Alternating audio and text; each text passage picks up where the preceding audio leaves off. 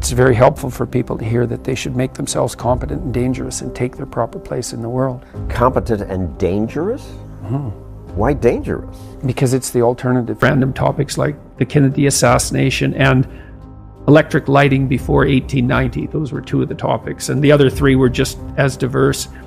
And then he put on some beats, and he did about an 8-minute rap with every verse rhymed, and he tied the whole thing together at the end and ended at the end of the music, all spontaneously. It was unbelievable.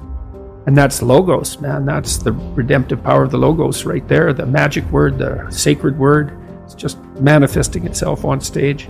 There's something very impressive. Something and walled off, but in a way that you think that person has so much competence that it's flowing out of them, and you almost feel competent by being around them. So but you certainly feel competent by play. That's an amazing thing to see. Amazing, right?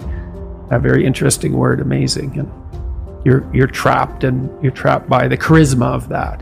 And that charisma, that's not nothing. That's a signal of something redemptive occurring. That accounts for virtually all of the attraction of hip hop and raps. The articulated voice of the struggling but worthy underclass. I suppose that's a good way of putting it. But those who are alienated from their rightful place. And so that verbal prowess is one of the ways they struggle up towards the light. And that's a good example of that, of having that danger under control, because it's a dark genre in many ways, right? There's a real undercurrent and air of violence that surrounds that and its culture, like the punk movement in the UK back in the late 70s. Same sort of thing, but that capacity to express that in a poetic manner, in a compelling manner. Johnny Rotten was great at that.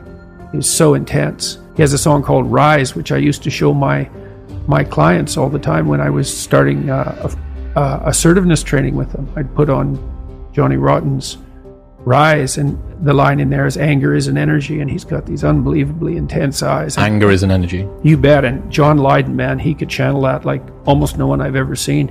He'd get that anger built up inside him, and then it was completely under control, and he expressed it in his music, and it's absolutely captivating, unbelievably charismatic. And I really liked his music, that raw anger in the music.